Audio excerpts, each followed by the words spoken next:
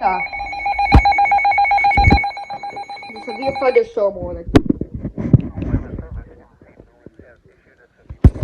Warning for southwestern Washington County, northeastern Randolph County, and southwestern Illinois until midnight. County. At 11:46 p.m., a severe thunderstorm was located over Kelvin, moving at 40 miles per hour.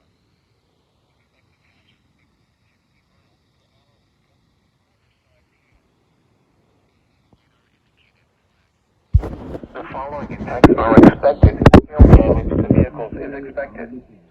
Expect wind damage to roof, siding, and trees.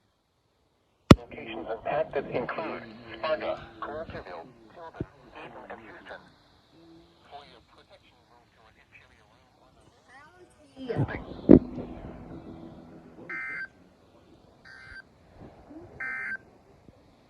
The National Weather Service has issued a Yep.